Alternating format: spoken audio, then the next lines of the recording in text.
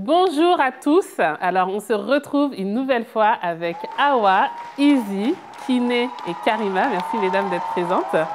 On est toujours ravis de se retrouver pour discuter, pour aborder des thématiques qui sont importantes pour nous, les femmes.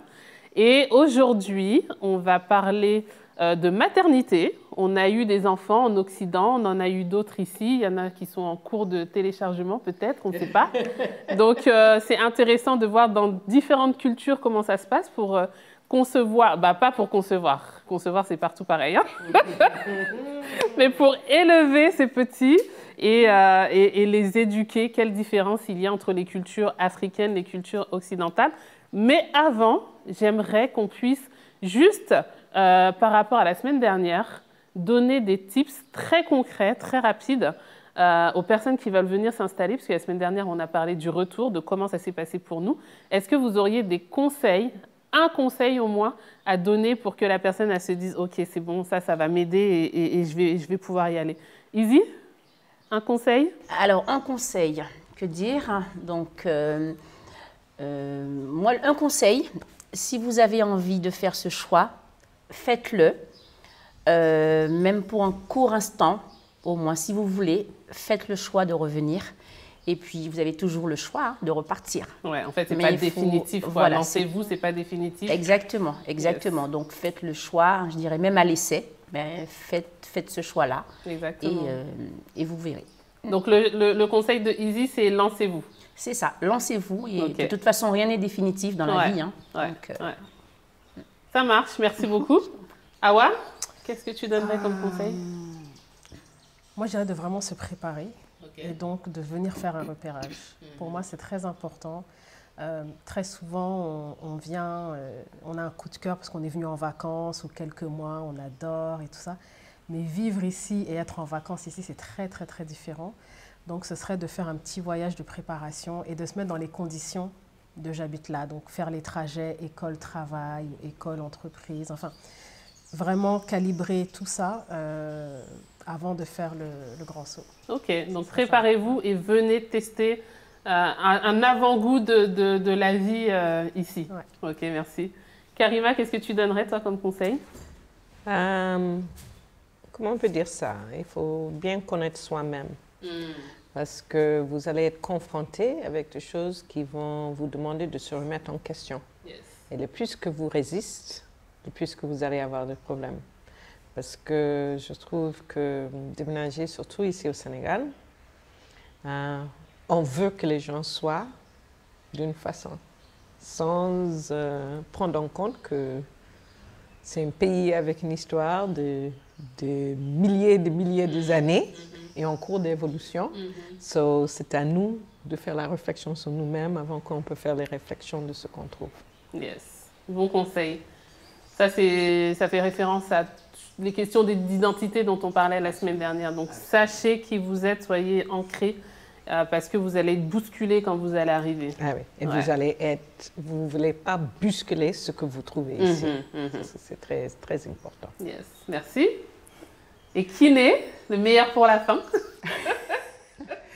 Je vais essayer de synthétiser un peu parce que les conseils, il y en a beaucoup. Je pense qu'on ne pourrait pas tous les citer. J'ai envie juste de dire qu'il faut que ce soit une continuité de sa vie, pas une fuite, pas un changement. L'Afrique, le Sénégal ne va pas changer radicalement ce qu'on est ou ce qu'on veut faire de sa vie. C'est une continuité, c'est une évolution. Et on vient et c'est nous qui allons semer ce qu'on va récolter sur place. Et les gens, comme dit Karima, ne vont pas changer pour nous. C'est à nous de nous intégrer, c'est à nous de nous adapter. Yes. C'est ce que j'avais envie de dire. Très bon conseil. Merci beaucoup. Merci à toi. De toute façon, on vous invite à revoir l'épisode de la semaine dernière, puisque là, c'était assez complet. On a beaucoup partagé sur nos expériences et donc énormément de choses intéressantes sont ressorties. Donc, on va pouvoir attaquer avec la thématique du jour. Je crois que c'est un gros sujet là. Alors, vas-y, Kiné, je te laisse démarrer parce que là, j'ai senti le cri du cœur. Donc, rappelle-nous, tu as combien d'enfants et puis où est-ce qu'ils sont nés? Alors, comment ça s'est passé déjà d'une manière générale? Alors, j'ai eu trois. J'ai eu 2 Parisiens, donc 2 qui sont nés à Paris, la fille et le garçon. Et le petit dernier, Djibril, est né à Marseille. Ok. Donc ils sont Marseille, tous nés en France Paris, quand même. PSG, Marseille. Ah, comment ça se passe quand tu as des matchs? Comment vous gérez? Non, ça va, ils arrivent à gérer tout à fait ça. Mais c'est un gros challenge. C'est un gros challenge parce que moi, je suis arrivée, j'ai fait mes enfants, je suis arrivée en France à 24 ans. Léna, la plus grande, est née 2 ans après, donc j'avais 26 ans. Et donc, il y a tout ce qu'on a reçu, nous, ici au Sénégal. Et après, l'idée qu'on se fait de l'éducation. Donc, mon aîné, là, c'était compliqué. Voilà, parce que je voulais respecter tout dans les règles de l'art, porter l'enfant à 1 mois et demi sur le dos, donc me balader dans les rues de Paris avec mon mboto, là. Mboto, c'est le porte-bébé d'ici. Au dos. Au dos. Voilà, donc c'est tout répéter, apprendre à l'enfant à ramper, à marcher sur du parquet, alors qu'ici, c'était plutôt dans... Oui, parce que toi, tu as grandi dans la culture sénégalaise, donc tu as vu comment on élève les enfants ici, et à Thiès précisément. Et du coup, tu t'es retrouvée dans un autre environnement, et tu as essayé en fait de plaquer les codes d'ici, là-bas, c'est ça? Ou qu'est-ce qui a été difficile? Non, mais j'ai voulu plaquer les codes d'ici à là-bas parce que je suis dans un couple mixte et j'ai vu qu'il y avait beaucoup d'enfants métis qui avaient des problèmes d'identité. Donc voilà, ça c'est quelque chose que j'avais relevé et donc j'ai dit j'ai choisi mon rouquin, c'est mon choix, c'est peut-être pas le choix de mon enfant. Donc l'enfant n'a pas à subir cette tu nous mets dans les problèmes là. Voilà. Mais je vois ce que tu veux dire en fait, le fait d'être un peu écartelé entre deux cultures. Donc j'ai voulu vraiment, comme je me suis dit, on est à Paris, on est en France, donc déjà l'école, la halte garderie, la nounou, tout son environnement sera vraiment française.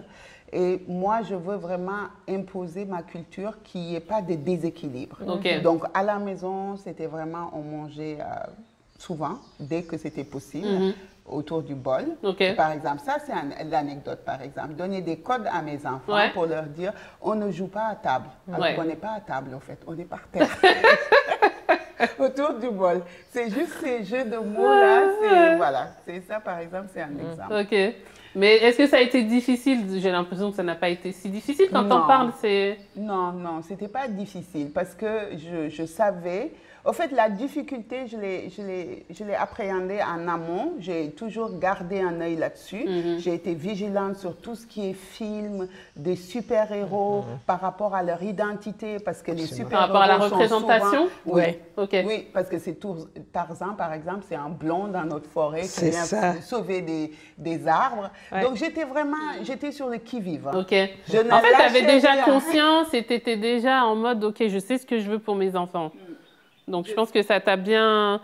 Mais moi, ce que j'ai vu beaucoup en France, c'est que quand les filles sortaient du pays, n'importe où, d'Afrique de l'Ouest ou d'ailleurs, et qu'elles arrivaient en France, c'était compliqué pour elles d'avoir des enfants parce qu'il y a un gros sentiment, pas un sentiment, une réalité de solitude, de tu élèves ton enfant seul, même si tu es en couple, mais en tout cas dans un cercle très fermé, et tu n'as pas cette communauté qui te porte, qui t'accompagne dans ta grossesse, dans ton accouchement, dans les premiers soins du bébé et quand c'est ton premier, etc.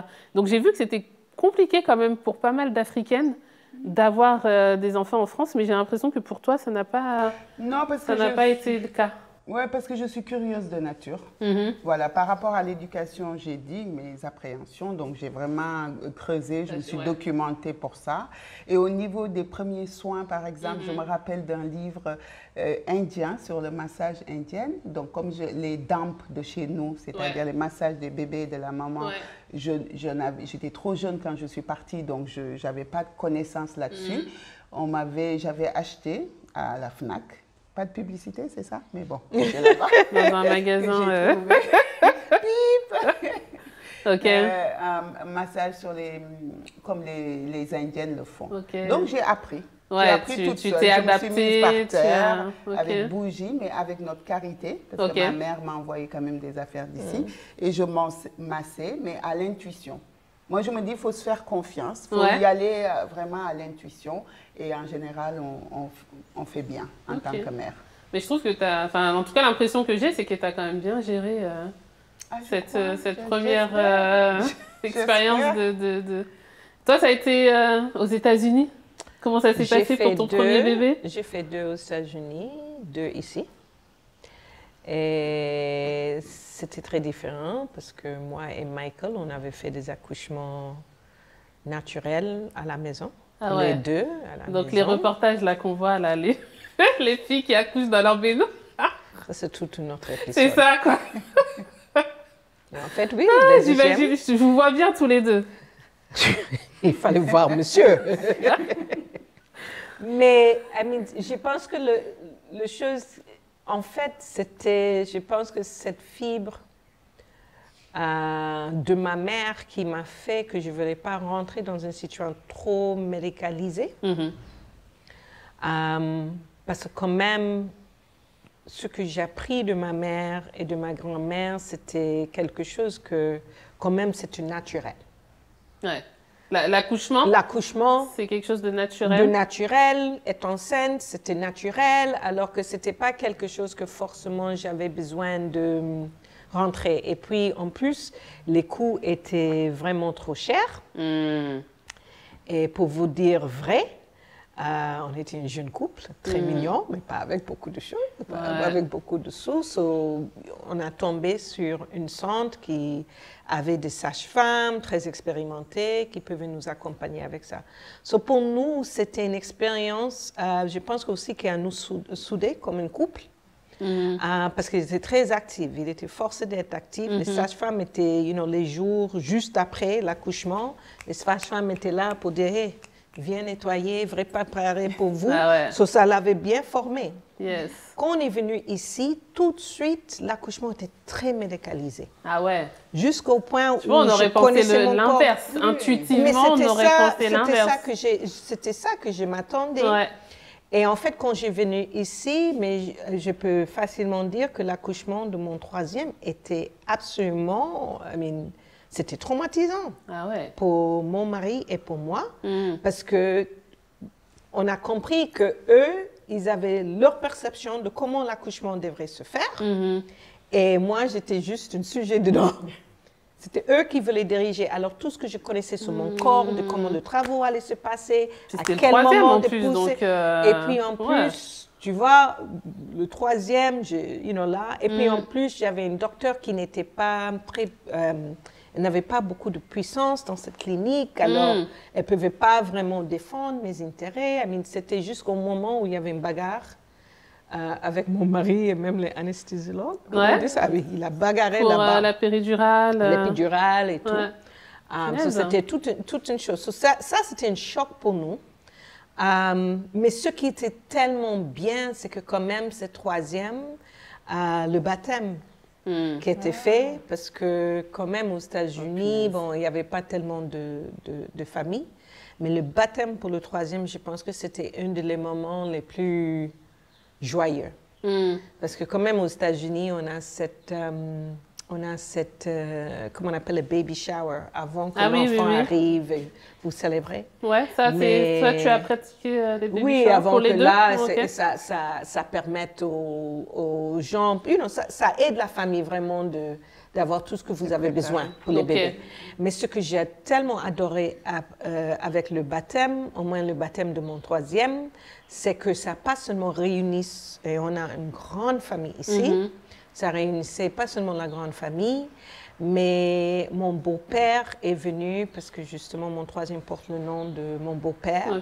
Alors quand il a entendu ça, il est venu comme ça, il a assisté. C'était un bon moment pour la famille de mon mari de comprendre la culture sénégalaise et pourquoi mon mari a fait cette choix. Donc ils sont venus des États-Unis, c'est ça? Mais je te jure, en 2 jours. On est sorti de l'hôpital. il y avait mon mari qui l'avait dit, je veux que tu saches qu'on va donner ton nom à cette fille. Et il est booké son billet, il est venu. Il paraît qu'il y avait même ma belle-mère, qui disait, mais attends, il a dit, moi j'attends pas. Je vais. Mon homonyme m'attend. Voilà, c'était tellement, je pense que c'était juste tellement, je me souviens même, c'était une façon aussi pour les 2 premières, aussi d'être intégrées, parce que c'est très compliqué la transition, tu vois, de 2 à 3. Encore, la famille sénégalaise m'ont vraiment donné, comme vous avez dit, ils m'ont fait venir une vieille femme, Peul, qui m'a massée, mais oh là là, je pensais que j'allais mourir, mais ça m'a tellement remis en forme. So, un peu de la solitude que je sentais aux États-Unis avec les premières 2, où il n'y avait que moi, mon mari et la sage-femme. On n'avait pas, justement, ces premiers jours. So, j'ai vu que c'était là. Par contre, pour le 4e, on était fatigués. On ne voulait pas faire toute cette grande social, la cérémonie là. Parce qu'on a compris la transition, on a compris que ce qu'il fallait mettre, j'étais très fatiguée. Je pense que comment on appelle ça, la période postpartum aussi, you know, ça demandait beaucoup plus. J'avais 40 ans en plus, presque 40 ans. Et nous, on voulait quelque chose d'autre. Et tout de suite, la fête, je pense que de quelque sorte, c'était perçu par quelques gens de « Ah, vous voulez plus intégrer la famille dans ce moment-là ». Ils l'ont pris comme du rejet. Ils ont un peu de rejet parce qu'on ne voulait pas faire ça de la même manière qu'on avait fait pour le 3e. Et ça, je pense que c'était difficile. Mais je trouve que quand même, c'était ça qui m'a choquée, c'est que tout de suite, c'est comme tu avais dit, il fallait pour le 4e qu'on soit nous-mêmes. Je pense que pour le 3e, on était toujours dans le mode assimilation, you know. On est très bons, on vient de retour, you know, on est des enfants. Et on est des Sénégalais. Mais tu vois, toute la grande famille, tu vois, on voulait un peu être les enfants retournés, tu vois, tout ça pour te, you know, ce que ma mère, voilà, elle a réussi, regarde sa fille, elle est retournée. Mais je pense que pour le 4e, c'est là où on a compris un peu comment ça veut y aller et on a compris que c'était très important. L'autre chose, c'est pour le 4e, on n'a pas choisi un nom de quelqu'un dans la famille. Ah oui, d'accord. Il n'a pas d'homonyme dans la famille. Non, du tout. Et je me souviens, pendant le baptême, j'avais une tante, j'espère qu'elle ne va pas voir ça, qui me disait « Mais c'est le nom de qui? C'est qui? Tu vois, dès qu'ils ont prononcé le nom, elle dit « Mais c'est qui ça? C'est qui ça ?» Que je me souviens, j'ai même menti, c'est une amie à Michael. Je le sais. Tu vois, alors que c'était très difficile. You know, pour moi, ça, c'était le moment pour dire Karima et Michael, les choix que vous allez faire pour ta famille sont à vous. C'est pas la famille qui va décider. C'est les frottements des différentes cultures, en fait. Et les différentes approches à comment tu élèves tes enfants, les choix que vous allez faire. C'est à ce moment-là qu'on était prête à débattre. Avec le 3e, on a dit, oui, faites tout ce que vous voulez. Voilà, viens. C'était là. Oui, mais le 4e, il est arrivé à quoi, 10, 11 ans plus tard? Quelque chose comme ça? Ils ont quel âge, combien d'écart? Il y avait 4 ans d'écart. 4 ans d'écart, donc vous avez mûri votre expérience. 7 ans? Oui, voilà, les maths ne matent pas, quoi. Voilà, forcément, en 7 ans, on change, on n'est plus les mêmes. Et puis du coup, les choix qu'on fait sont et puis logiques, on a vécu ici, on a compris, même l'accouchement était différent. On a choisi un nouveau docteur qui a compris un peu comment je voulais faire des choses. C'était vraiment, vraiment très différent, mais je sais que aussi, une chose que j'entends de beaucoup des parents, surtout ceux-là qui viennent ici, c'est que, c'est comme tu as dit, il faut que tu sois vraiment qui tu es et tu dois assumer. Et je pense que souvent, on veut venir ici et être tellement bonne sénégalaise, tellement intégrée, que souvent, on va même sacrifier nos propres principes, nos propres façons je vois. d'être en couple même. D'être en couple, d'élever ses enfants, son mode de vie même, puisque c'est exactement ça. Tu as une pression sociale qui est quand même très forte ici. Très. Hein? Le collectif, il pèse lourd. Okay. Donc, les gens sont beaucoup à regarder ce que tu fais, comment tu fais, comment tes enfants ils s'appellent. Et c'est souvent dans le non-dit. Ouais. C'est ça, je pense, Ouais. qu'un peu ici au Sénégal. On va pas ouvertement te dire, hé. Mais par contre, on va te dire, c'est qui ton enfant, c'est qui ce nom, le nom? Mais l'imam n'était même pas fini de faire des prières. Mais elle n'a pas compris, en fait. Non, parce que... Elle n'a pas compris. Parce et en plus, mais ça ne se fait pas. Et puis, on avait eu, cette année aussi, on a eu un décès d'un oncle dans la famille. Et tout le monde voulait qu'on nomme cet enfant après cet oncle. Mais... non, on ne pouvait pas. C'était pas le plan. On pouvait pas. En plus, on a choisi le nom Ismaël pour des raisons très spirituelles. Et c'était impossible pour moi de dire, OK, je vais choisir l'autre nom qui n'a pas une... Ben oui, ça n'avait pas de sens pour toi. Voilà, c'est ça. C'est ça. Est-ce que vous avez vécu ça, vous, les histoires de noms, cette pression sociale un peu Nilan? Exactement, T'as fait Nilan. La dernière. Donc, tu m'as expliqué que c'était un vieux prénom, en fait. Serer. Et que toi, tu es Wolof. Oui. Et que du coup, ils n'ont pas compris, en fait. Ah non, mais c'était... C'est quoi ce nom? Ma mère, c'est quoi ce nom? Voilà. La réaction de ma mère, c'est... Non, elle, c'était pas c'est qui, parce qu'elle sait qu'il n'y a personne dans la famille. Peut-être qu'elle savait déjà elle a dit c'est quoi? C'était pas c'est qui. Parce que moi, j'adorais ce prénom. Je ne sais pas pourquoi. Ouais, mais c'est un très joli prénom. Dès que j'étais enceinte et que j'ai commencé à regarder un peu les noms ou quoi, ce prénom me revenait tout le temps. Des fois, je regardais des objets, je voyais Nilan. Une fois, on m'avait envoyé une photo, mais des gens ne savaient même pas que j'étais enceinte. Mais ce prénom est venu à plusieurs fois. On m'a offert un coffret de parfum et le parfum s'appelait Nilan. En tout cas, c'est venu tellement de fois et je l'aimais tellement que pour moi, c'était... Si c'est une fille, elle ne peut que s'appeler Nilan, en fait. Que s'appeler comme ça. Donc, pour le baptême, la différence, c'est que c'était au Canada. Donc Nilan, elle est née au Canada? Elle est née au Canada. Et en fait, la discussion où les gens te disent c'est qui, moi, c'est ma mère qui devait se justifier parce que les gens l'appelaient. Et j'entends dire, bon, ils l'ont appelé Nilan. Bon, ils l'ont appelé Nilan. Tu vois? Ne me demandez pas pourquoi. Voilà, elle disait juste, ils l'ont appelé Nilan. C'est vrai. C'était ça. Moi, j'ai un côté serré dans la famille aussi. Ah, ok. Donc, ça a aussi du sens. Et puis, si c'était un garçon, j'aurais aussi choisi un prénom. Le prénom que j'avais dans ma tête, c'était un prénom serré. De toute façon. Et de ton entourage, tu as trouvé personne qui s'appelait Nilan? Non. Non, et puis de toute façon, l'idée, moi, pour la dernière, c'était pas de donner le nom de quelqu'un, c'était pareil. Ce nom-là, il m'appelait, et donc c'était de lui donner ce nom-là. Après, elle a d'autres prénoms. Et là, j'ai donné le nom de personnes qui m'étaient chères. Donc, il y a la grand-mère du papa, et puis il y a une amie aussi, 2 amies. Donc, elle a toute une série elle a plusieurs prénoms. Moi, j'ai fait pareil. C'était aussi une façon de dire, il n'y en aura pas d'autres. Tous les prénoms que j'ai dans la tête, je mets tout les gens me disaient, mais c'est quoi tous ces prénoms? On a fait ça avec notre deuxième, ça n'a pas marché. Non, mais là, c'est la troisième. Je dis, elle a tous les prénoms que je peux donner. Et ça, c'est fini. Donc, c'était, voilà, les trucs avec les noms, c'était ça. Avec la première, donc, j'étais vraiment plus dans la tradition.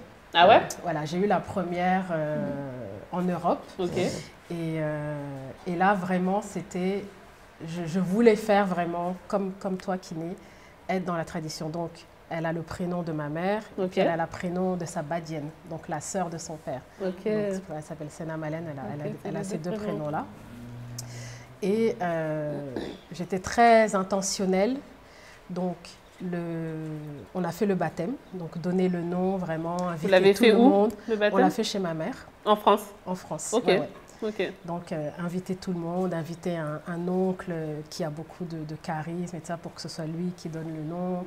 Une tante qui porte le bébé. On a fait venir le pain tissé du Sénégal. Donc, vraiment, c'était vraiment... Comme ici, quoi. Comme, oui, sauf raser la tête. Ça, c'est un truc que j'ai jamais fait. Même après? À déplaire, voilà. Même après, tu n'as pas rasé? Moi, j'ai jamais rasé la tête de mes enfants. Et ça a toujours été le premier qui rase la tête de mon enfant. Il est mort. Enfin, c'était vraiment... Ah ouais, menace. Ouais. Non, moi, c'était vraiment ça. Mais pourquoi Ça, c'était vraiment le truc. Ça me rendait malade, en fait. Pas le fait de raser l'enfant, c'est que moi, je ne voulais pas juste raser, j'avais ses cheveux. C'est que parfois, on rase la tête de ton enfant, même si tu ne veux pas. Ah oui, non, mais ça, c'est toujours violent, par contre. Quand on fait quelque chose à ton enfant et que tu n'as pas décidé. Et moi, c'était ça, en fait. C'était le fait de dire, c'est mon enfant, c'est moi qui gère. C'est moi qui décide. Ouais. Mais un tout petit peu, on n'a pas enlevé, un tout petit peu. Genre couper un symbolique, petit peu. genre. Oui, parce que je sais que pour mes enfants, en fait, mon mari a tenu à ce qu'on coupe un peu. Il ne voulait pas raser, mais on lui a enlevé un tout petit peu, donc du coup, il avait un tout petit peu. Non, même ça. Moi, je ne sais pas la signification. Le papa, il n'était pas. Ça lui était égal. Lui, il était pas... Mais lui, je pense qu'il n'aurait même pas voulu qu'on rase. Et moi, je ne voulais pas non plus. Mais. J'ai essayé de reproduire, en fait c'est bizarre parce que moi je suis née en France. Donc en fait moi j'ai pas grandi, on va dire, dans cette culture. Mais c'est comme si je voulais faire une appropriation. Donc après avoir fait le baptême, ma mère elle est venue chez moi. Enfin d'abord moi je suis allée chez ma mère et j'ai fait presque 1 mois ou 1 mois et demi là-bas comme traditionnellement. Voilà. J'ai été chez ma mère et voilà, elle m'a aidée avec le bébé, mes sœurs m'ont aidée, je me reposais. Ma mère a fait le damp, c'est elle qui a donné le premier bain, puis tous les soirs elle mettait la petite sur ses genoux. J'ai pris des photos, elle l'a massée avec du karité, puis tu sais genre les exercices, les exercices pour étirer et tout. Donc on a fait ça et donc tout ce que je pouvais faire, mais après je faisais le tri, voilà, je prenais vraiment dans la culture les choses qui me parlaient ou quoi, mais ce que j'ai pu faire, je l'ai fait. J'ai tenu à aller très tôt au Sénégal, amener l'enfant. Ah oui, quand elle était bébé. Quand elle était bébé, oui, on est parti quelques semaines au Sénégal pour l'amener à la famille, pour que qu'elle sache, même si elle était encore bébé, d'où elle vient, qu'elle soit enracinée, qu'elle sache d'où elle vient. Ensuite, maintenant, je prends les deux. Donc, quand j'ai eu les deux, ils avaient juste 2 ans d'écart. Donc, pendant longtemps, pendant 6 ans, 8 ans, je me suis retrouvée avec juste 2 enfants. Et donc, je me rappelle, mais tu as fait la même chose pour le deuxième? Pour le deuxième, le baptême? Non, parce qu'il est né dans des circonstances... Enfin, il y avait un décès d'une personne très, très proche. Là, c'était vraiment une fracture. Alors, c'était une fracture parce que déjà, Canada et Europe, c'est un peu différent la façon de prendre en charge la grossesse. Pour moi, je pensais que ça allait être assez simple. Je suis venue avec mon dossier, avec mes échographies. J'ai eu toutes les peines du monde à trouver un gynécologue. Enfin, ça a été extrêmement difficile d'avoir un suivi les 2 derniers mois pour accoucher. Et ensuite, effectivement, il y avait la fracture avec la famille. Donc, mais ma mère est quand même venue. Donc ma mère est venue lorsque j'étais vraiment tout à la fin. Donc elle était là quand j'ai accouché. Et ensuite, malheureusement, ma grand-mère est décédée. Donc elle est repartie, voilà. Et donc ça a été difficile parce que... Donc effectivement, on n'a pas pu faire le baptême, tout ça. Et en plus, moi, je ne pouvais pas partir. Je venais juste d'accoucher. Le bébé était trop petit. Donc même ça, toi, un deuil, puis tu ne peux pas partir avec la famille. Tu es toute seule dans ton coin à faire ton... C'était très, très difficile. Maintenant, culturellement parlant, entre la grande et la petite, après, moi, très vite, Après, c'est un garçon. Donc, par exemple, pour la fille, c'était plus facile pour moi parce que, par exemple, j'ai acheté des poupées noires. Je me rappelle très bien, un des premiers Noëls au Canada, j'ai fait venir la poupée des États-Unis parce qu'au Québec, je ne trouvais pas de poupées noires. Et donc, voilà, les dessins animés, bon, c'était très difficile d'avoir des dessins animés avec des... Voilà. À l'époque... Mais autant que faire se peut... Voilà. C'est clair. Autant que faire se peut, j'essayais qu'elle regarde des choses avec des figures, des personnages qui lui ressemblent. J'ai acheté des petits livres en Wolof ou des dictionnaires, donc ça, le petit pouvait l'utiliser. Mais les poupées, tout ça, lui, les jouets, c'était des jouets classiques, même si j'essayais des fois d'avoir des jouets plus traditionnels, en bois, ce genre de choses. En ce qui concerne le prénom du petit, là aussi, oui, on m'a posé aussi des questions. Il s'appelle Edji, mais c'était plus facile à justifier parce qu'il a un prénom congolais. Donc en fait, le papa est congolais. Donc mais les pères, de toute façon, ils ont tous les droits. Donc s'il décide qu'il va s'appeler Pierre-Paul Jacques, c'est bon. C'était quoi le prénom? C'était un prénom d'origine, du pays d'origine du père. Et le deuxième prénom, c'était un prénom d'un oncle à moi. Donc très souvent, au début, souvent, on l'avait appelé par le deuxième prénom. En tout cas, ma famille l'appelait par le deuxième prénom, qui a plutôt une consonance d'ici. Et puis, nous, on l'appelait Edji. Ok. Donc voilà, tu navigues un petit peu entre Ouais. les deux. Ouais. Mais j'ai toujours essayé en tout cas d'être intentionnelle dans l'idée de transmettre la culture, de leur faire les bracelets en argent, tu vois. Ça, voilà, toi, les lames, c'est des choses assez, voilà, qu'on fait ici et que j'ai essayé de faire là-bas. Ok. La fracture, elle est ici maintenant. Parce que Nilan, quand tu es arrivée, elle était petite. Voilà. Je crois 9 elle mois, était tu bébé, disais, la ouais, c'est dernière ça, 12. Ah oui, 12 mois. Mhm. Et donc, pourquoi la fracture? Parce qu'ici, du coup, toi qui avais fait un grand baptême pour Seina, tu étais en France, maintenant tu es au Sénégal. Alors, je suis au Sénégal, mais je suis avec des enfants qui ne sont pas sénégalais. Ok. C'est-à-dire qu'eux, ils ont grandi dans une autre culture. Mhm. Et donc, c'est très difficile. Par exemple, j'ai du mal à leur faire porter des vêtements Wolof. Ah oui, c'est Ah, mais pourquoi je dois mettre ça? Enfin, tu vois, ils ont c'est encore... pas naturel. Tu vois, c'est pas... Tu vois, Ouais. il y a des choses comme ça. Et puis, c'est difficile parce que il y a des choses que tu peux te permettre en Occident. Tu peux te permettre un certain lâcher-prise sur certaines valeurs, sur certaines notions de la religion, que ici, ça ne blague pas du tout.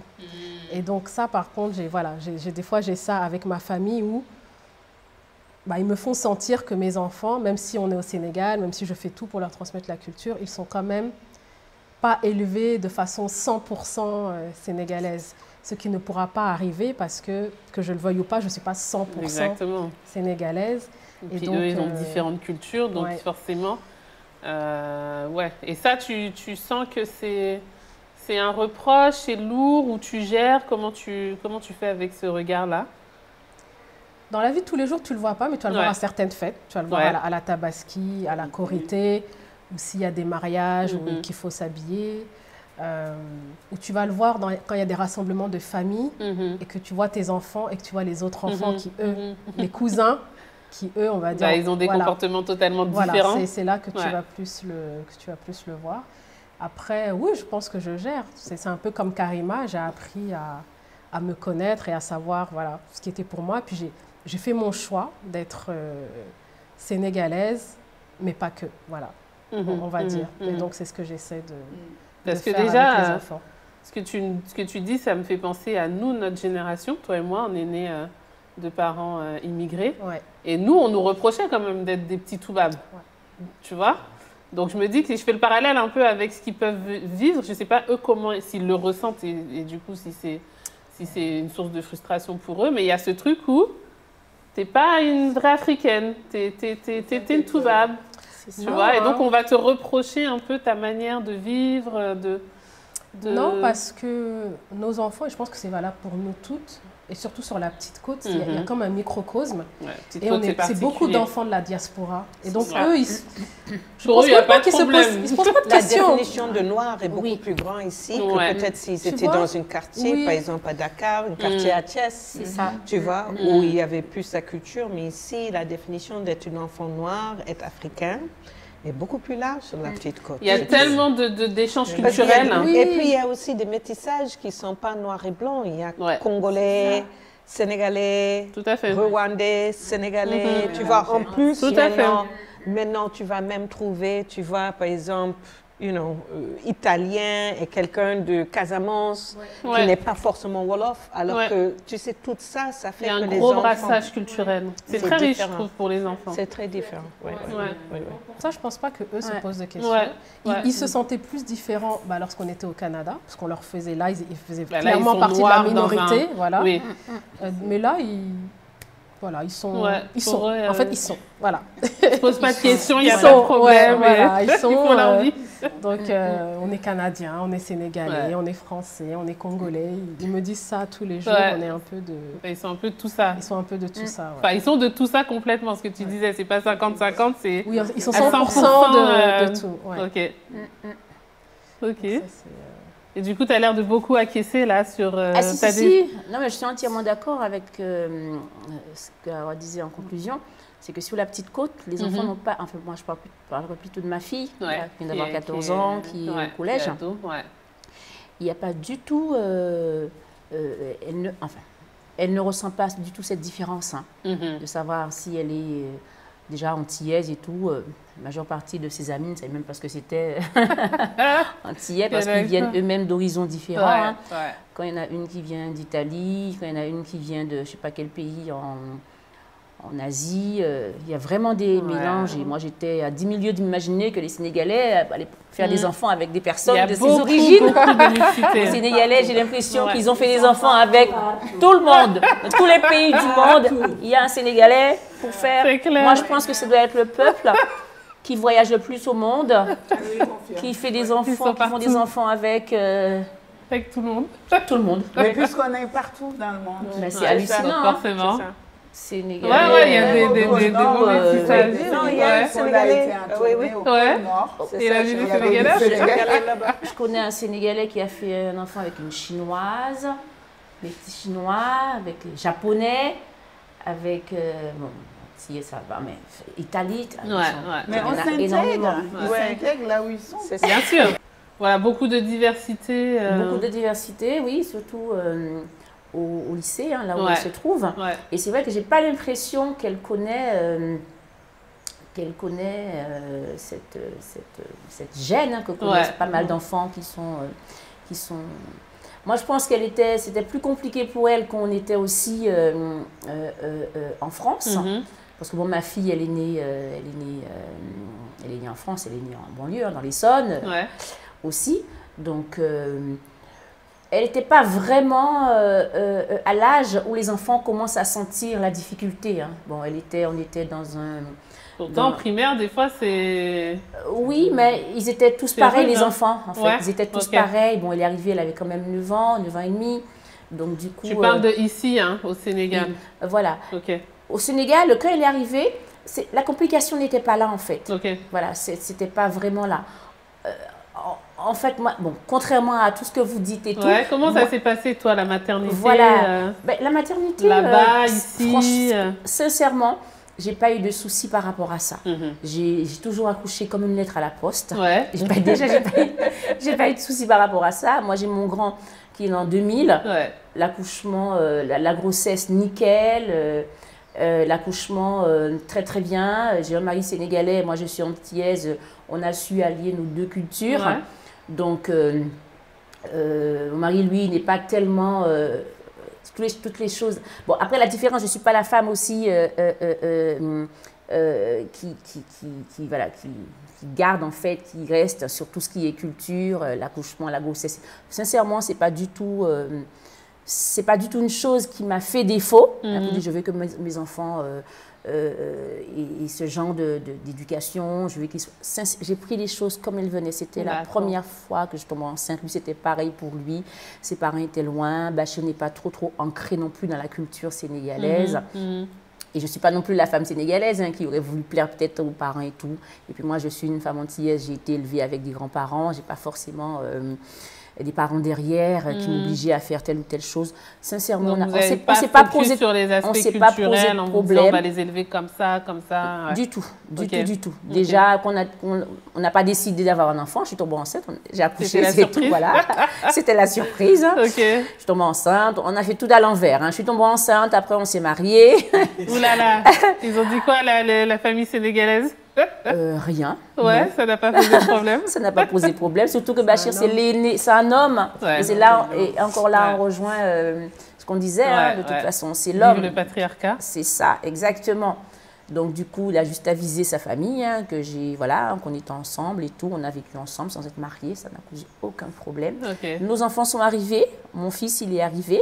Il a voulu que mon fils ait le prénom d'un de ses cousins, mais comme ça tombait bien, comme c'est un prénom que j'aimais aussi, donc il s'appelle Idir, le cousin. Moi j'ai dit allez on va mettre Eddie, parce que Idir, ça sonne pas trop. Tu l'as adapté en fait. On a adapté les prénoms de tous nos enfants. Donc ma deuxième qui s'appelle Amy d'ailleurs, c'est Ami. Donc j'ai dit non, il y a trop d'amis dans la famille, Aminata, j'ai dit non, on va faire Amy. Donc du coup, mais par contre on a fait quand même le choix de leur donner tous des prénoms qui correspondent à quelque chose pour nous, qui ont même du sens et de la valeur, soit de mon côté de mes parents de son côté, ses parents. Parce qu'on était quand même conscient que nos enfants allaient être élevés dans un pays où, voilà, qui n'était pas forcément le leur. On n'allait pas les appeler, leur donner des prénoms. Dès qu'on les appelle, on sait. Parce qu'on a quand même connu ce que c'est, hein, d'envoyer des CV et tout de suite de reconnaître tous les noms. Hein, de l'origine de la personne. Exactement. Donc on s'est dit, on va essayer de faire... ouais, donc c'est des prénoms qui passent un peu dans les deux cultures. Exactement, exactement. Donc du coup, la grosse difficulté, moi je ne l'ai pas eu forcément en Europe, ni pour l'éducation des enfants sur laquelle on était un peu... on n'était pas laxiste, mais on laissait les choses faire de toute façon, puisque Bachir et moi, on a eu quasiment le même parcours quand on était enfant. On n'a pas été forcément élevé avec papa, maman. Moi, j'ai été élevée avec des grands-parents. Lui, il a été élevé aussi par une tante. Donc, on ne connaît pas ce que c'est que d'avoir à la maison papa, maman, avec un cadre bien. Donc, on s'est dit, non, on va faire tout le contraire. On va vivre avec nos enfants comme nous, on aurait aimé que nos parents vivent avec nous, en fait. Et donc, on a fait un petit peu ce qu'on voulait avec nos enfants, hein, puisque c'était à nous. Hein. Donc, on n'a pas suivi un guide, un protocole, du tout. Des règles. Du tout. Et en matière de religion, c'était pareil. Hein. Personnellement, j'ai été élevée avec la religion catholique. Hein. Après, à l'adolescence, quand j'étais un peu plus jeune, hein, j'ai côtoyé pas mal de religions, je vais dire. Donc, ce n'est pas quelque chose sur laquelle j'étais assidue. Donc, du coup, je lui ai fait confiance quand il a voulu que son fils, son premier-né, et le baptême soit musulman, etc. Je lui ai dit. Ça ne t'a pas posé de problème? Ça ne m'a posé aucun problème. Hein. Je trouvais ça très, très bien. Donc, on a fait le baptême à la maison. Hein. Il y avait quoi? 3 personnes, 4-5 personnes, pas plus. C'est le meilleur du baptême. Il y avait l'imam qui est venu, qui n'a pas rasé la tête, parce que moi, il était hors de question pour moi qu'on rase la tête de mon fils, hein, parce que j'avais vu ça sur certaines images et tout. Donc, en fait, on lui a retiré juste un tout petit peu de cheveux à l'arrière, et ce qui était très, très bien. On l'a également massé. On ne m'a pas massé parce que je n'ai pas voulu. J'avais entendu parler de ces massages, je n'ai pas voulu. Chez moi, aux Antilles, on n'a pas ça. C'est... tout ce qui est massage, tout ce qui est rituel après le baptême, etc. Vous savez, les Antilles, c'est très, très français, hein, donc ça n'existe pas vraiment, sauf peut-être des personnes qui ont essayé de garder des choses un peu d'antan. Mais en tout cas, moi, je n'ai pas trop connu ça. Donc, il y a certaines choses de sa culture que j'ai bien gardées parce que je reconnaissais quand même que c'était très, très bien. Hein, je voyais bien que c'était des choses... Par exemple, tout ce qui est massage pour les bébés. Donc, j'ai une amie, c'était une amie d'enfance de Bachir qui est venue à la maison, qui a massé mon fils et tout. Et j'ai trouvé ça excellent. Elle m'a donné les bases. Et moi, je trouvais ça excellent sur plusieurs aspects. Déjà, le premier aspect, c'est que l'enfant dormait toute l'après-midi. Tu m'étonnes, donc, du coup, ça m'arrangeait bien. Et ça calmait aussi les coliques et tout ça. C'est un garçon, il en avait énormément. Donc, ça calmait les coliques et tout. Je trouvais ça bien parce que ça lui faisait du bien et ça me permet aussi d'avoir ce contact aussi avec mon bébé. Hein, c'était mon premier enfant, donc du coup, je pense qu'il n'y a pas seulement le côté culturel. La preuve en est, tout le monde le fait maintenant en Europe. Hein, le massage est devenu quelque chose de très, très plus trop culturel, très pratiqué. Et il y a ces aspects-là. Après, l'aspect de la religion, etc., je trouvais aussi que c'était très bien parce que, bon, la manière dont Bachir l'a apporté dans notre couple, il n'a pas apporté d'une manière violente. Et j'ai trouvé vraiment que c'était que les bons côtés. Prier sur la tête de l'enfant, dire des choses, appliquer certaines choses, même dans le couple, etc. Je voyais ça très, très bien. C'est vraiment tous les bons aspects que j'ai pu comprendre. Et j'ai été OK avec ça dès le départ. Et puis après, bon, c'est une personne aussi qui est assez posée, qui est assez ouverte là-dessus. Donc, on n'a pas eu tellement de complications. S'en est suivi 10 ans après la deuxième. C'était aussi pareil. Hein. Et le troisième, qui est né en France. Et à 2 mois, hein, c'est ce que je disais d'ailleurs la semaine dernière. Hein, on est arrivé au Sénégal à 2 mois et demi. Et c'est là que ça a commencé à devenir un peu compliqué. Parce qu'en fait, on perd un peu ses repères sur certaines choses dans la mesure où on est là. On voit la famille qui ont aussi des enfants faire des choses. Moi, quand je suis arrivée, la première chose qui m'a choquée, on avait une amie qui avait un bébé. l'enfant de partout était avec des colliers, des machins, partout, les boucles d'oreilles à n'en plus finir, vous savez, avec la petite tenue et tout. Et je trouvais que l'enfant était un peu embarrassé, parce que moi, je me dis, on est arrivé au Sénégal, on est en Afrique, c'est le soleil, la mer. Mon fils était toujours en débardeur et en short, il était tout en pieds nus. Bah oui. Et je trouvais les bébés trop couverts, en fait. Parce que mon fils en France, on est arrivé quand même en plein mois de juillet, il faisait déjà chaud, il avait seulement 2 mois, mais j'essayais vraiment de le découvrir parce qu'il faisait un peu chaud là-bas. Quand je suis arrivée, je trouvais que les enfants, ils étaient emmitouflés dans des draps, dans des trucs, ils étaient couverts, ils avaient beaucoup de colliers, l'enfant était percé de partout. Percé de partout, les oreilles. Les oreilles. Percé par les non pas le nez, mais oui, mais non, mais il y avait 150 000. Non, pas le nez, mais c'était mais effectivement, les bébés filles ont déjà des trous. Voilà, et je trouvais les enfants n'étaient pas, les bébés n'étaient pas aussi représentés. On ne mettait pas en avant les bébés. Je trouvais que la femme sénégalaise ne met pas assez en avant son bébé, en fait. Moi, je sais que les bébés sont très, très mis en avant chez nous. Déjà, bon, après, ce sera peut-être l'occasion d'une autre discussion. Moi, je portais mon bébé avec le porte-bébé, parce que je ne sais pas porter au dos. Hein. On m'a montré, mais jamais vraiment appris. Devant, très dénudé, en fait, hein. Très, très dénudé. Il mettait son petit body, il était, voilà, à peine s'il avait un petit chapeau. Et je trouvais que je ne voyais pas trop de bébés. Pourtant, les gens avaient des bébés, mais les bébés n'étaient pas trop présents. Je trouvais que les femmes ne sortaient pas trop avec leurs enfants. Quand ils étaient sous le dos, ils étaient très, très couverts. Et moi, je ne comprenais pas trop. Je n'étais pas du tout en contact avec les enfants, les femmes qui avaient des bébés. Et je suis arrivée à l'école française, justement. J'allais chercher ma fille qui était là-bas.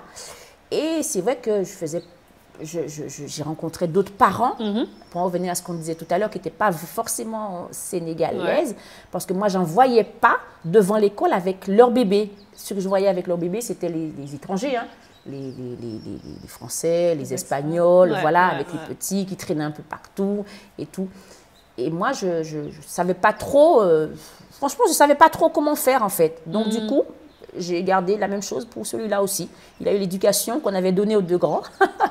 un peu comme on voulait, quoi. Donc, cet enfant-là n'a pas du tout été élevé après, vous me direz que le papa aurait très bien pu le faire, hein. Essayer de l'élever aussi un peu plus à la sénégalaise, etc.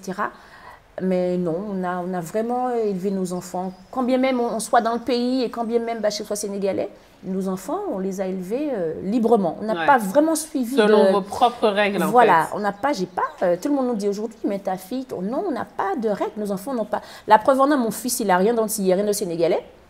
Lui, il est juste musulman. Ah, ok. Donc, il sera son identité est plus du côté de la quand on le voit, on ne sait pas du tout ce qu'il est. Amy, ma fille, non, elle n'a pas du tout vraiment elle se sent ni sénégalaise ni antillaise d'ailleurs. Celle-là, je ne sais pas du tout ce qu'elle est. On n'a pas vraiment donné à nos enfants, je ne sais pas si c'est bon ou mauvais, mais en tout cas, je les ai laissés faire le choix qu'ils sont. Citoyens du monde. Tu les laisses cheminer en fait dans leur propre identité. Et puis, exactement, parce que j'ai pas voulu, je l'ai pas eu moi. Je sais que j'ai été élevée à l'antillaise, certes, Bachir aussi, mais on n'a pas voulu faire genre un mix des deux pour dire non. On a voulu vraiment, et ça c'est vraiment nous, on n'a pas voulu faire des choses comme ça. Mais ça n'a pas poser de problème dans votre environnement, avec la famille, que ce soit de ton côté ou de son côté? On ne vous a pas interpellé sur mais comment ça se fait, comment vous élevez vos enfants? Il n'y a pas eu de difficulté à ce niveau-là? Sincèrement, alors je ne sais pas qui c'est qui va regarder la vidéo, sincèrement, cela m'est bien égal. De toute façon. Mes enfants sont polis, mes enfants sont bien élevés, mes enfants ils sont des travailleurs, ils sont équilibrés, ils n'ont pas de problème jusque-là. Les parents ne nous ont jamais titillés là-dessus. Je pense que les parents de mon mari, ils ont compris que de toute façon que c'était ça, à prendre ou à laisser. Et mes parents n'ont pas de problème là-dessus. Donc après, le parcours était aussi différent. Moi, je suis arrivée en France, j'étais toute seule. Bachir aussi, il est arrivé. On n'avait pas des parents derrière, en fait, qui nous poussaient à aller dans cette direction, dans cette direction. Si vous voulez, on ne se sentait pas obligé de plaire à qui que ce soit. C'est ça. Donc du coup, vous êtes senti très libre déjà dans votre couple, dans votre manière de vivre. Voilà. Donc, comme je dis, moi je pense que c'est bon. Pour moi, c'était la meilleure des choses. Pour moi, je pense que c'est bien. Après, c'est peut-être pas le cas de tout le monde, mais on sait pas, bon, je veux dire, infliger ça en fait, en quelque sorte. On ne s'est pas infligé ça. Mais donc, si derrière, il n'y a pas de difficulté particulière. Voilà, il n'y a pas. Et même aujourd'hui, voilà, et même aujourd'hui, avec la famille, hein, quand c'est les fêtes, faut dire aussi que ici, la moitié de sa famille est catholique, l'autre moitié est musulmane. D'ailleurs, dans sa famille, ça a toujours été ça. Ouais. On n'a pas vraiment, on ne ressent pas ça. On ne ressent pas le regard des gens qui vont dire, voilà, mais pourquoi si on s'habille à l'occidental, on s'habille un peu comme on veut, on n'a pas vraiment ces sentiments. Il y a Corité, Tapaski et tout, je peux arriver en jean, basket et tout le monde s'en tape. Hein, au contraire, ils vont être choqués le jour où ils me verront peut-être habillés vraiment à la traditionnelle. Mais on n'a pas vraiment on n'a pas connu ces difficultés-là. Et puis, je suis très contente parce que je pense qu'avec mon caractère, ça ne serait pas passé non plus. Donc, mais ils t'ont accepté comme tu étais, en fait, je pense. Exactement. Après, tout au début, je me posais cette question. J'étais un peu plus jeune. Hein, on a la vingtaine, on se dit, mais comment ça va se passer et tout. Après, bon, je me suis dit, je vais rester moi-même. Je pense que c'est la meilleure des choses à faire. Donc, j'ai pas envie. Si je le fais, je vais me forcer. Et donc, non. Pour l'éducation. Est-ce que tes enfants, ils réclament pas ou... Quand je dis réclamer, par exemple, moi je pense aux miens. Pareil, sur les questions de religion, j'étais plutôt light. Et moi, mon truc, c'était vraiment, ils sont polis, ils ont une bonne morale, ils mentent pas, ils volent pas. Enfin, c'était vraiment ça qui était important. Et, mais quand tu arrives ici, il y a des codes. Et puis tu as la famille. Et après, moi, c'est les enfants qui me posaient des questions sur la religion. Et c'est des questions qui étaient tellement basiques. Et c'est en arrivant ici que je me suis dit, peut-être qu'il y a des choses que j'aurais dû donner ou que j'ai pas donné.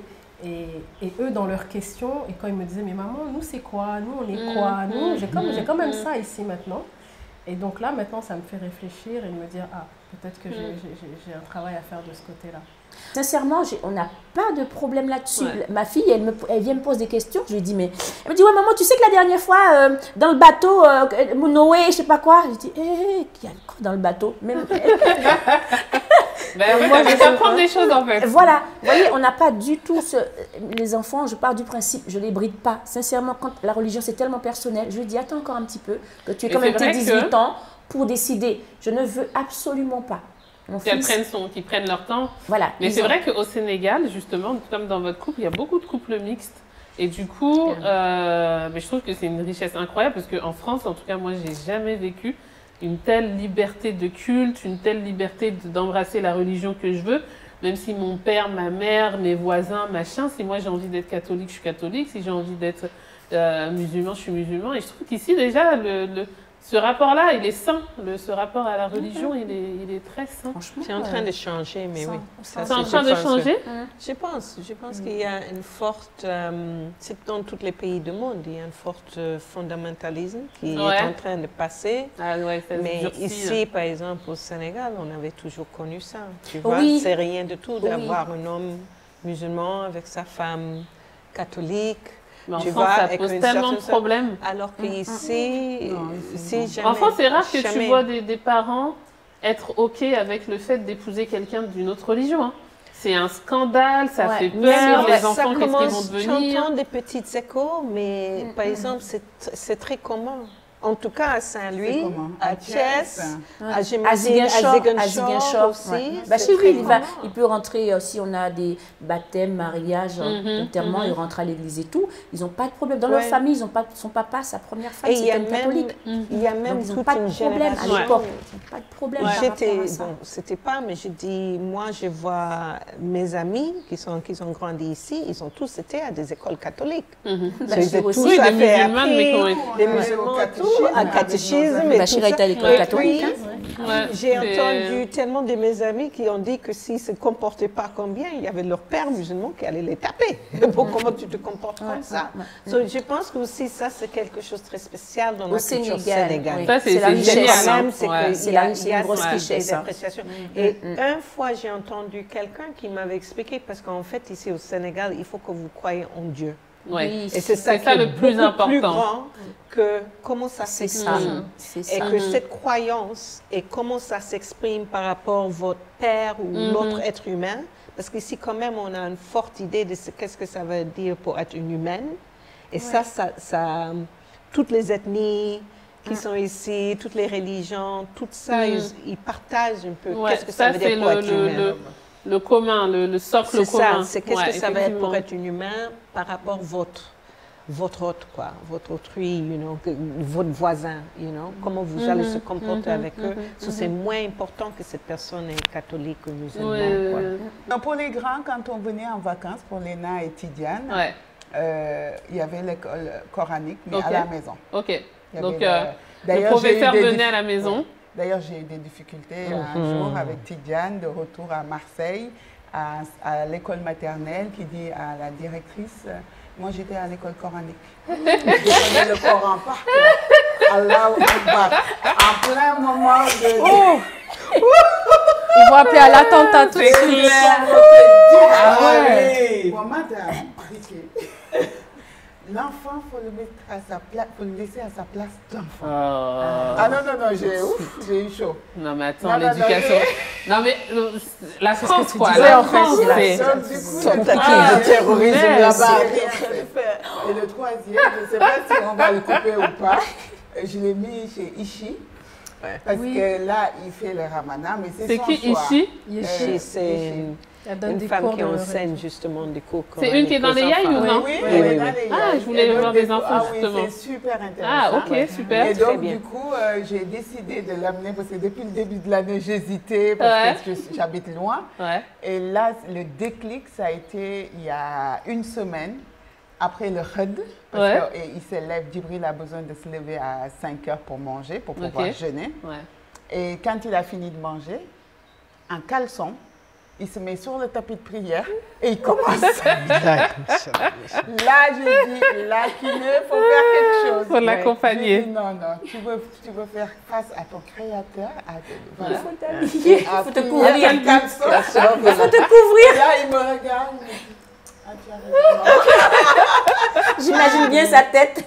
C'est drôle. Là, j'ai dit peut-être qu'il y a eu un peu trop de laisser aller avec le troisième. Là, on va remettre peut-être les choses. Donc, on a eu une histoire comme ça.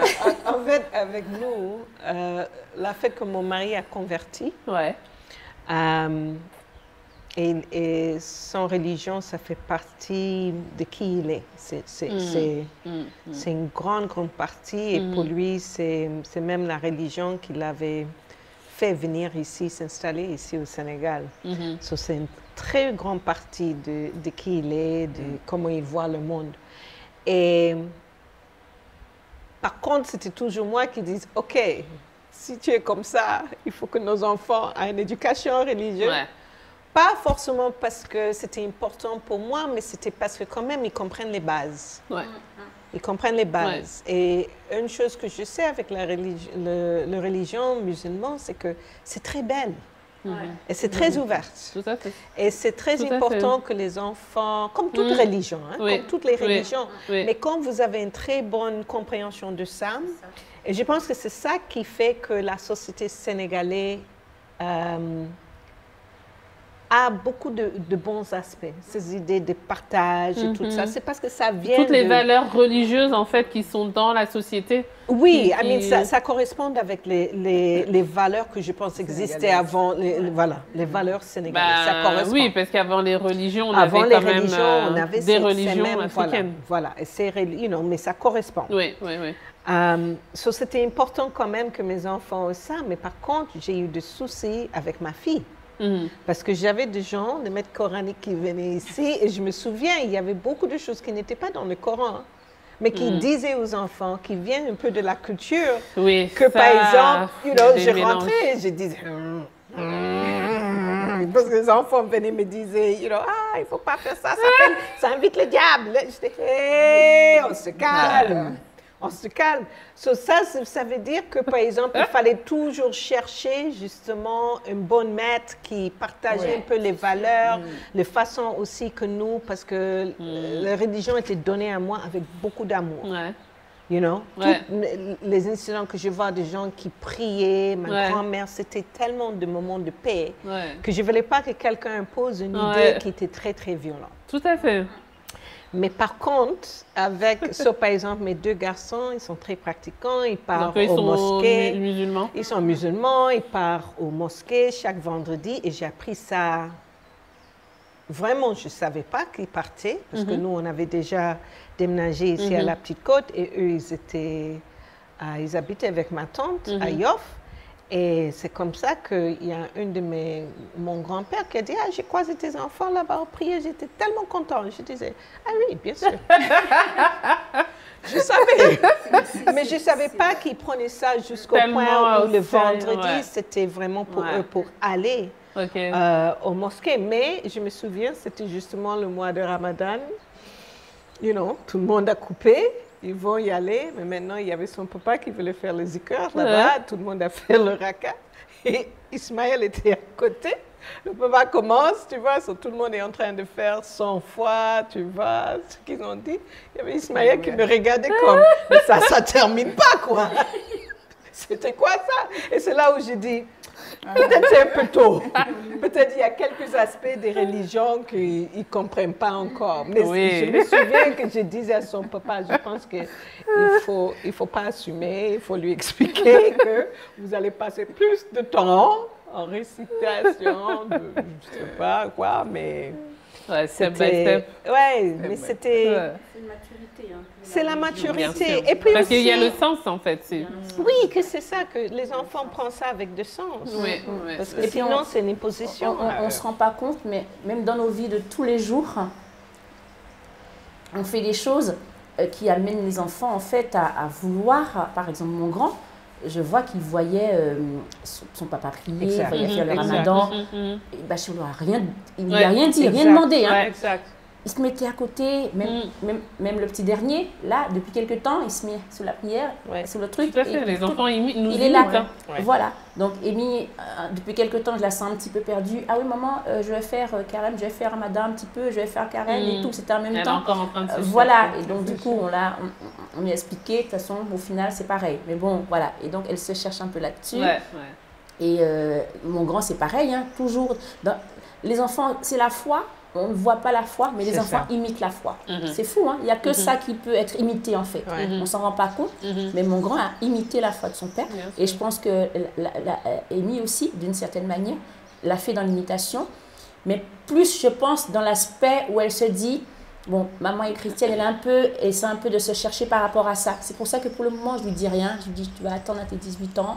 Parce que ce n'est pas parce que maman elle est catholique, elle n'est pas musulmane, que peut-être ce que tu recherches, tu vas le trouver peut-être ailleurs. Donc c'est pour ça qu'on les laisse voir, quoi. On les laisse regarder. Parce que moi, je ne les ai jamais poussés ni vers là, parce que j'estime que faut laisser... en tout cas, les miens, je les connais, je sais qu'il ne faut pas les pousser. Hein, parce que sinon, si on les pousse trop, ils font le contraire. Ils font tous les contraires de ce qu'on veut. Mais c'est pas facile. L'éducation, c'est pas facile. Avant qu'on se quitte, est-ce que justement vous pouvez nous partager votre vision de c'est quoi un peu les avantages, les inconvénients d'avoir des enfants en Occident ou ici? Je sais pas si ça peut être aussi tranché, mais parce que moi j'étais quand même assez surprise. Il y a des choses auxquelles je m'attendais pas. On se dit que naturellement en Afrique justement ça va être beaucoup moins médicalisé peut-être. Machin, alors qu'en fait, dans ton cas, ça a été totalement l'inverse, qu'on a l'impression peut-être aussi que la culture va être très présente, alors qu'en réalité, non. Tu peux avoir une marge de manœuvre en fonction de l'environnement dans lequel tu es. Une chose que je trouve, il y a vraiment une différence avec élever ma fille et mon garçon.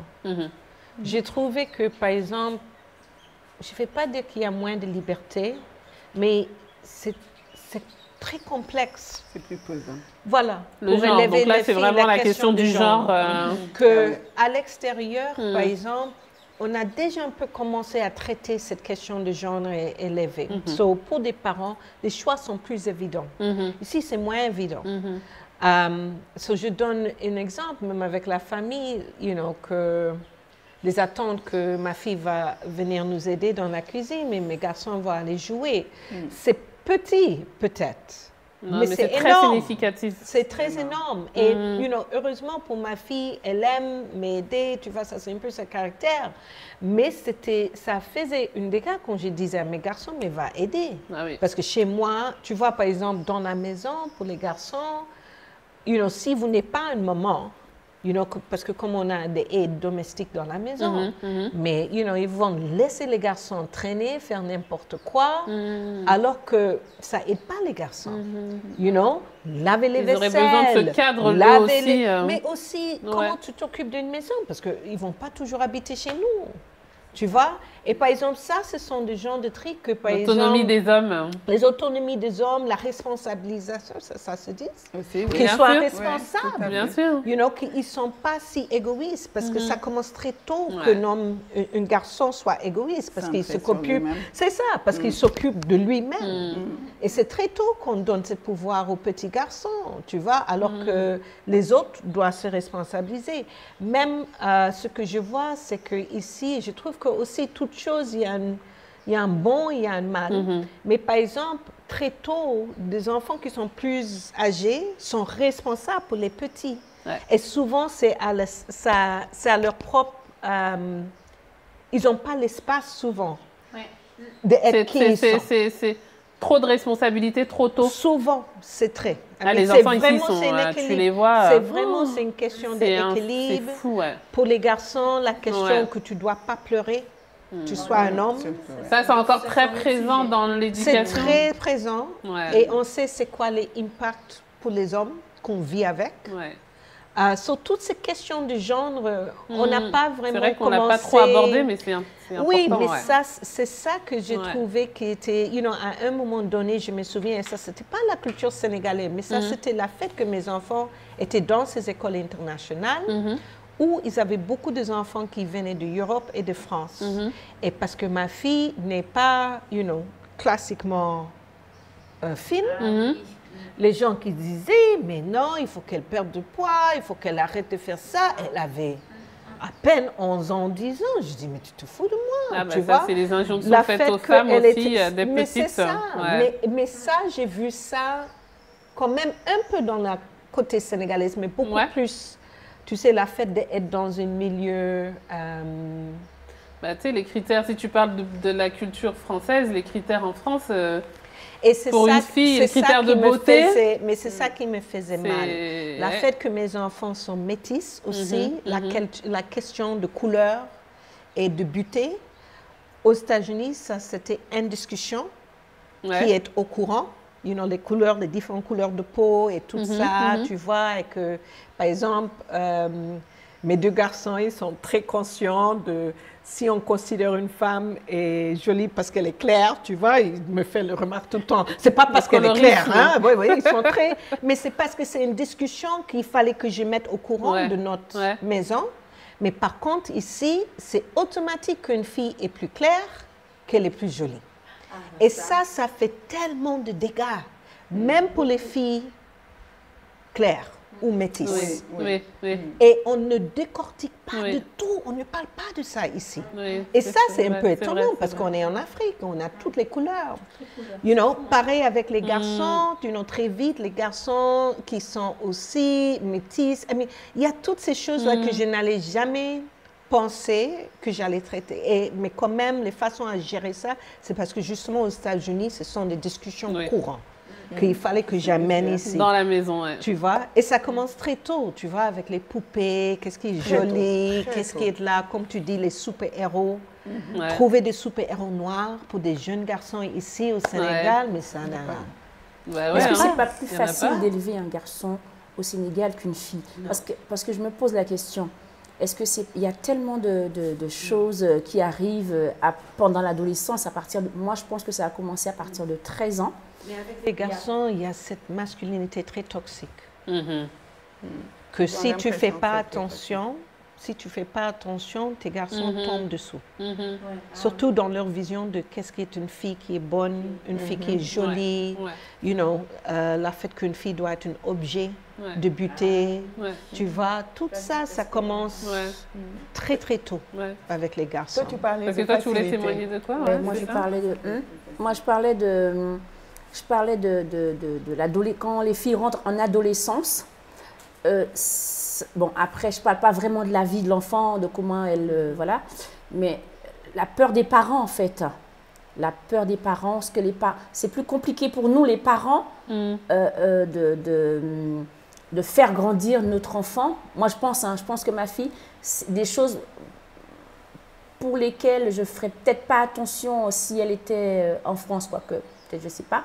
Je ferais un peu plus attention ici, par exemple. Par exemple, je sais que je la laissais déjà partir au cinéma avec une maman d'une copine en France quand on était plus jeune et tout. Et je sais que là, si elle part au cinéma, bon, après, vous me direz, c'est peut-être pas le même concept et tout, j'aurais un petit peu plus peur parce que je sais que c'est sortir le soir, c'est compliqué. Ici, c'est très difficile parce qu'il faut prendre un taxi, il faut aller jusqu'à Dakar. Après, il y a le retour. Après, il y a tout ça. Après, le fait qu'elle soit adulte et qu'ici, au Sénégal, les gens, ils ne voient pas trop l'âge non plus. Parce qu'en France, ils sont très à cheval. En France, c'est classé, hein, c'est l'âge. Enfin. Mais ici, je ne sais pas. Moi, je pense que... Donc là, tu parles des questions de sécurité. Des questions du rapport avec les hommes, surtout. Parce que sécurité, il y a déjà. Tu emmènes, tu as un garde du corps, tu as le chauffeur, tu as la pseudo-nounou et tout. Mais je pense du fait qu'elles peuvent se laisser peut-être avoir un petit peu plus par des gens qui ne sont pas forcément de leur... Pour moi, c'est pareil ici ou ailleurs. Moi, je pense... Bon, après, j'ai peut-être pas une fille, là aussi, c'était un garçon. Mais je ne sais pas, moi, j'ai plus cette peur. Moi, j'ai confiance en ma fille par rapport au fait, par rapport à son âge, qu'elle soit grande, nanana. Moi, j'ai plus cette peur par rapport à ça. Par rapport au fait qu'elle se laisse détourner par une personne qui ne sera pas forcément de son âge, quoi. Un vieux. Mais par exemple, moi, j'ai plutôt vécu ça, moi, personnellement, ailleurs, plus qu'ici. Ah ouais? Oui, je pense que les sociétés ailleurs sont beaucoup plus ouvertes avec cette perversité. Ils sont pervers. Karima aussi ici, moi je le vois. Non, je ne vais pas dire, mais je pense qu'encore Saly n'est pas une bonne référence. Ah oui, je pense qu'à Dakar, c'est vrai par que exemple, oui, encore une fois, on est à Saly. Oui, et Saly, c'est vraiment, vraiment spécifique. Mais par exemple, à Dakar, une chose que je savais, c'est qu'il y avait des gens, par exemple les boutiquiers, tu vois, qui surveillaient un peu les enfants. Tu vois, il y avait cette culture d'une communauté. Il y avait un taximan que je savais aller chercher les enfants, aller les retourner, qui allait les prendre. Il était une personne de confiance. Il y avait tout ça que quand ils sont aux États-Unis, par exemple, mais je me souviens que la première fois que mes enfants ont pris un avion là-bas en fait. Mes enfants me disent tout le temps que la première fois qu'ils ont pris le petit frère Edou sur l'avion, toute seule, qu'ils n'ont pas fait pipi pendant 6 heures de temps parce que je les avais tellement traumatisés en disant « Tu fais attention, hein? Les gens vont te faire ça, ils vont te mettre dans les toilettes. » Alors ils ont dit, ils étaient en train de là parce qu'ils avaient peur d'aller aux toilettes parce qu'ils avaient sûr qu'il y avait une pervers qui allait sortir, mais sauter dessous. Mais pour moi, ça, c'était tellement angoissant. Et c'était la culture de l'Occident pour moi, c'est que les enfants n'étaient pas sûrs. Pour pas moi, assez protégé. L'Occident, pour moi, c'est que l'enfance est une mythe. Alors qu'ici, quand même, je trouve que, pour moi, je pense que c'est en train de changer, mais il y avait une place pour les enfants. Et il y avait cette surveillance communautaire de les enfants. Parce que tous mes enfants qui ont grandi, surtout quand on était à Yoff, tout le monde savait que tu étais l'enfant de telle et telle personne. Tout à fait. Et même si tu te faisais des bêtises, tu vois, je vais aller dire ça à ta maman. Alors que ici sur la petite côte, il n'y en a pas. Parmi nous, mais je ne vois pas ça, par exemple. C'est là où je te rejoins, parce qu'il y a des vrais gens ici. Il y a des vrais sujets. Globalement, moi, je pense que c'est quand même plus facile d'élever des enfants ici qu'en Occident. Ici, déjà, je fais le lien entre ce que Karima et Izzy disaient tout à l'heure. Toi, tu disais que les enfants sont trop protégés, les nouveau-nés, on ne les met pas assez en avant. Mais justement, ici, ils sont dans un cocon. Ils sont vraiment dans un cocon. Enfin, moi, je le vois vraiment comme ça. Et limite, la notion de l'enfant roi, je la trouve plus importante ici. C'est vrai, hein, ça disait aussi. On dit toujours l'enfant roi en Occident, l'enfant fait ce qu'il veut. L'enfant roi ou le garçon roi ici? Le garçon. Non, moi, je dirais même les deux. L'enfant roi. Oui, jusqu'à un certain âge, le bébé. Oui, parce que moi, par exemple, Je peux donner des fessées en Occident, mais pas ici. Ici, moi, ma famille va me dire non, tu touches pas à l'enfant. Ah, ouais. Si tu veux, tu lui parles, tu lui machins. Surtout s'il a un homonyme. Oh là ouais, voilà, c'est fini, c'est cuit. C'est terminé. C'est justement la première, c'est ça, c'est l'homonyme de ma mère. Voilà. Tu touches pas à l'enfant. Quand on est dans la famille de ma mère, dès que je les gronde, c'est pourquoi tu grondes l'enfant. Ma cousine, la dernière fois, a tapé son enfant. Oui, c'est ça. Genre, quand je vois ma mère qui dit, mais tu la touches pas, il faut dialoguer. Ça, c'est notre discussion. Oui, c'est vrai que c'est une grand-mère. C'est clair.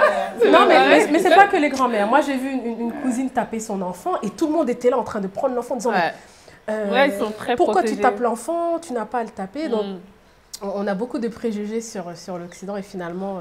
parce qu'on nous, on aime bien dans notre communauté les entretenir, faire des sketchs, machin et tout. Et donc forcément, ça fausse un peu la représentation qu'on a. Mais je suis vraiment d'accord avec toi. Cette notion d'enfant. Ces enfants sont très protégés. Ouais, c'est vraiment, les enfants, c'est vraiment un trésor. On leur donne beaucoup, on est très généreux avec les enfants. Ouais, et je trouve que c'est plus facile aussi. En fait, les deux cultures ont les défauts de leur qualité. C'est-à-dire que tu peux les élever de manière plus libre en Occident.